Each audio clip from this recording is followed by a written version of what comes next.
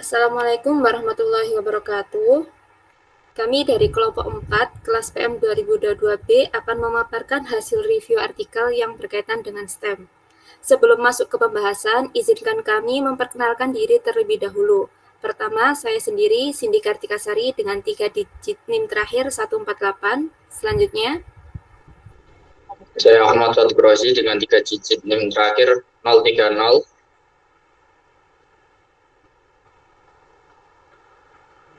Saya Yasirli Amri dengan 3 digit NIM terakhir 073. Saya Lulu Kumaira Fuzandro dengan 3 digit NIM terakhir 116. baik, artikel yang kami review berjudul STEM Challenge and Opportunities for Mathematics Education yang ditulis oleh Lin di Inggris yang diterbitkan pada tahun 2015. Secara umum, artikel ini membahas mengenai tantangan, hambatan, serta hubungan dan koneksi yang dihadapi matematika dalam konteks STEM saat ini. Next.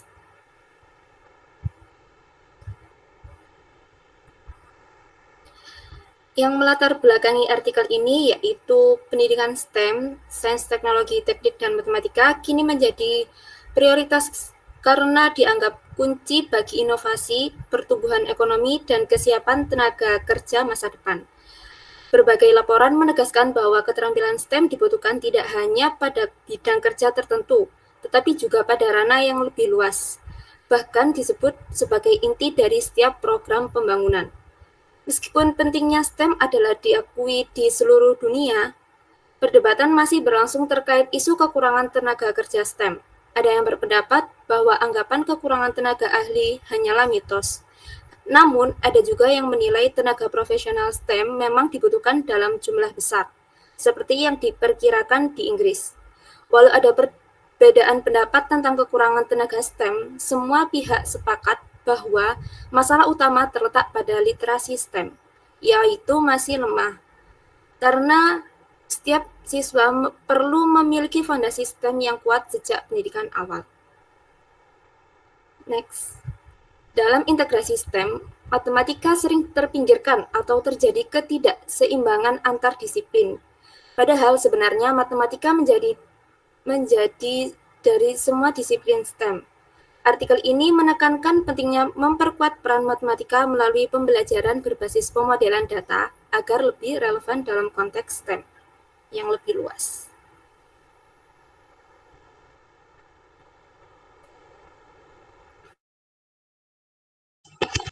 Selanjutnya ada fokus dan permasalahan. Kajian ini menyoroti definisi STEM, status pendidikan matematika dalam STEM, serta upaya peningkatannya. Salah satu permasalahan mendasar yaitu belum adanya definisi universal tentang STEM. Departemen Pendidikan California 2014 menegaskan bahwa istilah STEM dapat dipahami dalam berbagai bentuk, mulai dari mata pelajaran individual hingga program studi terpadu.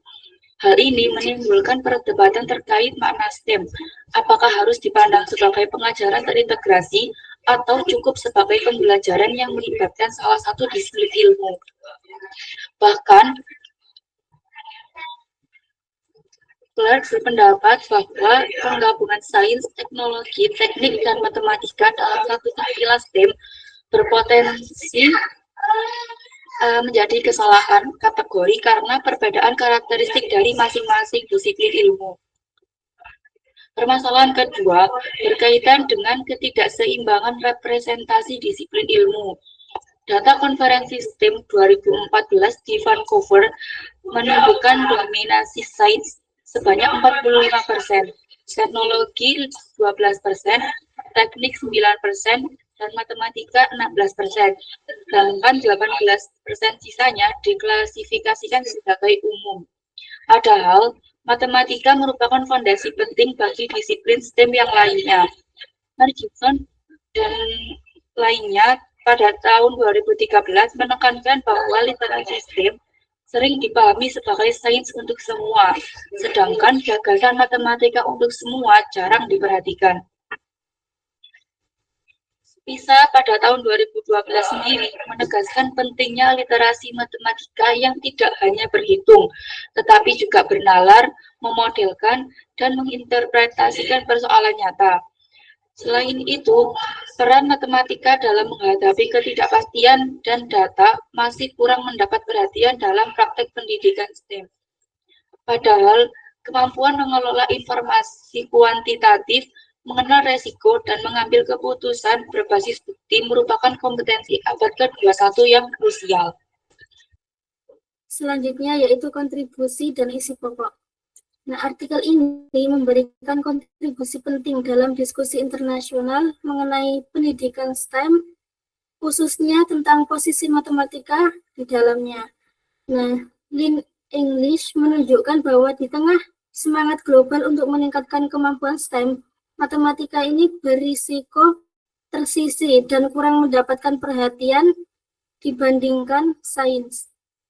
Artikel ini menyajikan analisis kritis tentang definisi, peran, tantangan dalam penerapan pendidikan STEM yang seimbang, lalu memberikan contoh konkret berupa aktivitas pembelajaran di kelas yang menggabungkan pemodelan data untuk meningkatkan literasi matematika. Dengan begitu, artikel ini berperan sebagai rujukan untuk guru, peneliti, dan pembuat kebijakan dalam merancang kurikulum dan pembelajaran STEM yang lebih terintegrasi dan adil bagi keempat bidang. Nah, ada 5 isi pokok dalam artikel ini.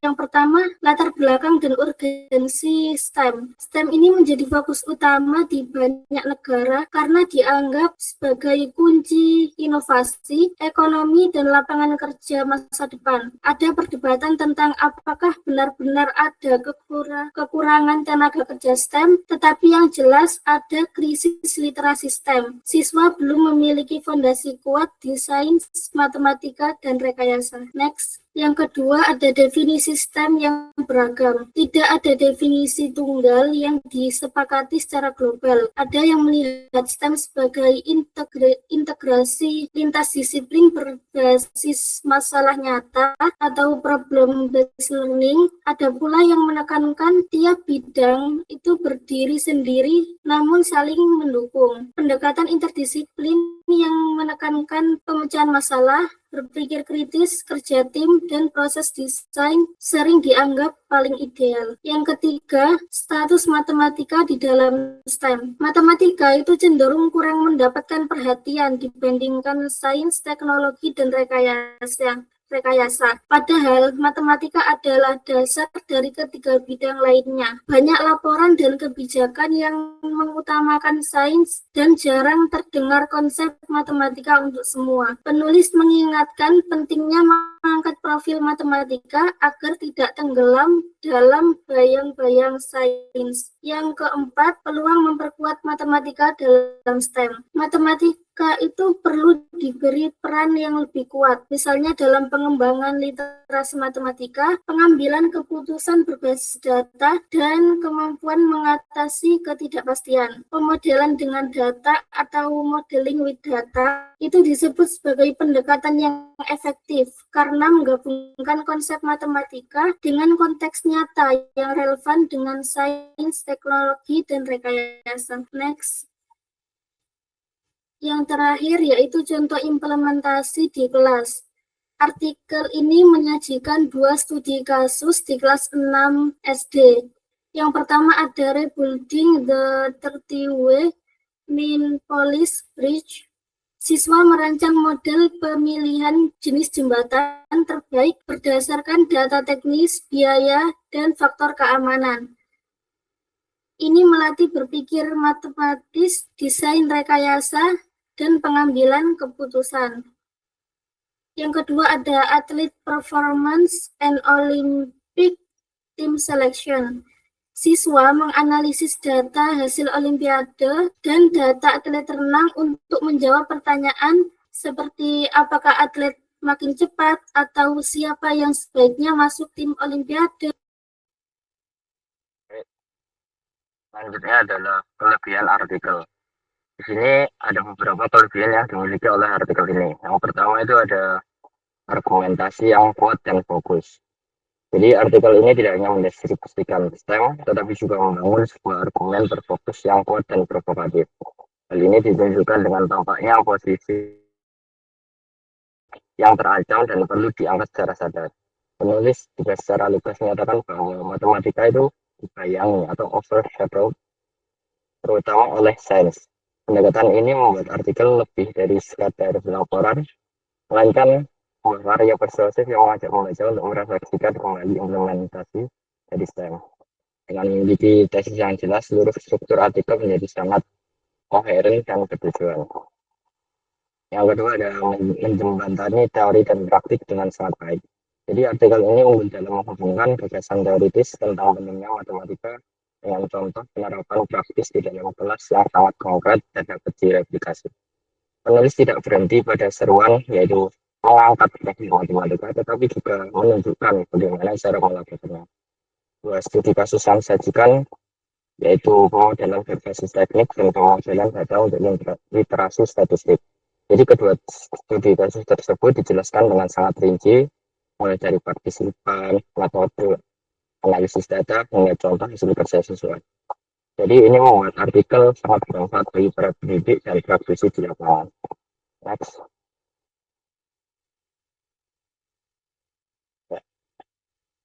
Nah, ada kelebihan yang ketiga, yaitu contoh studi kasus yang relevan dan menarik.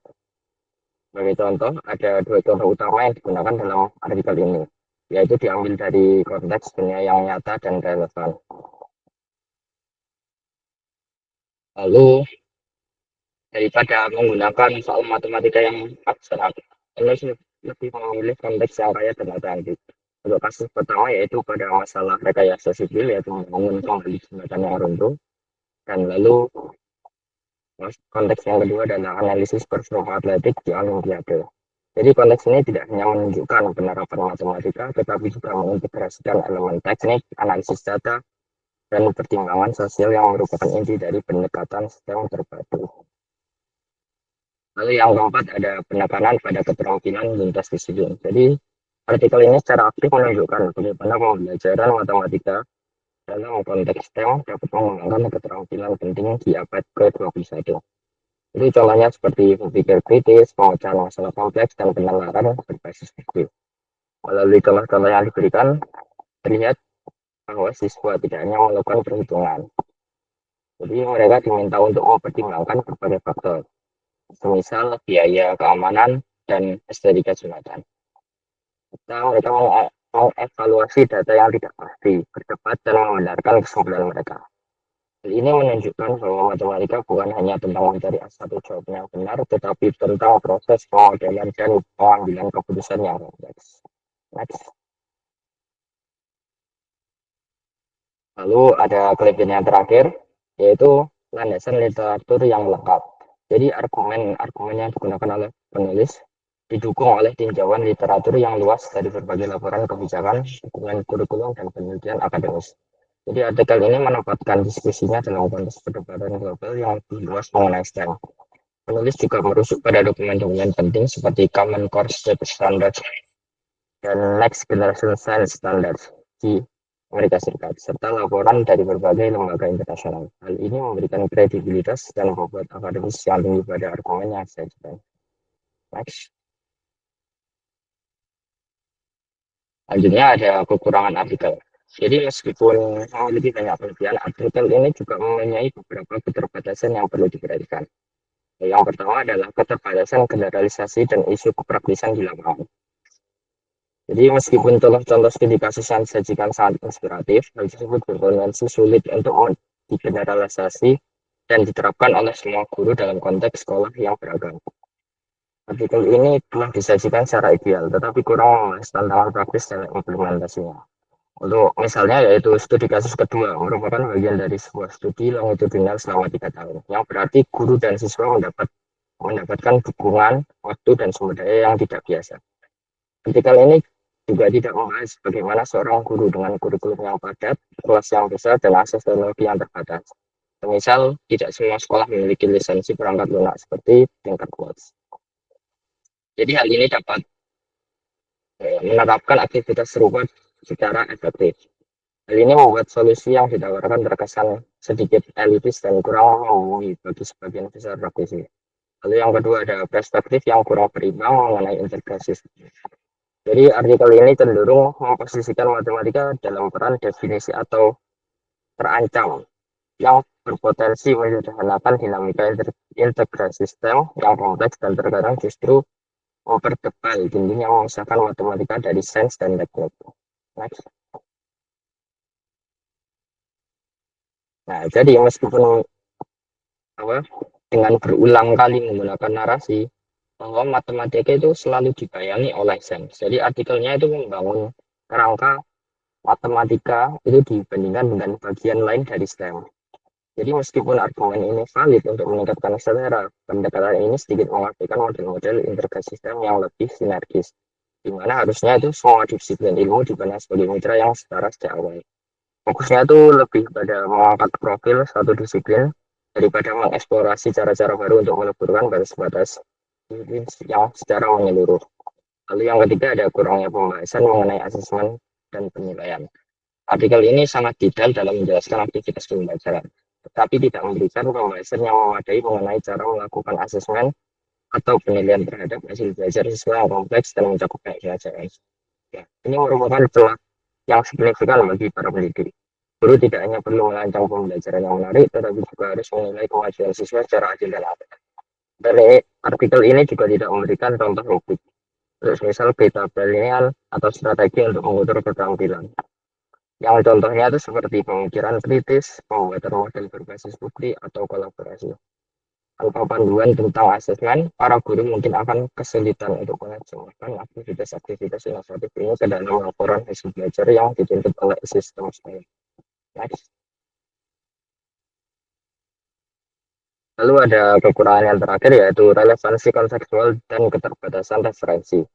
Jadi dalam artikel ini itu diterbitkan pada tahun 2016 dalam bidang yang berkembang pesat seperti pendidikan STEM.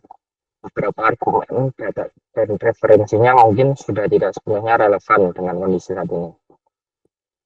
Nah, debat mengenai STEM ini terus berkembang. Sejak tahun 2015, itu telah muncul banyak kebijakan baru, teknologi pendidikan serta penekanan pada area lain, seperti computational thinking atau berpikir komputasional dan artificial intelligence atau kecerdasan buatan.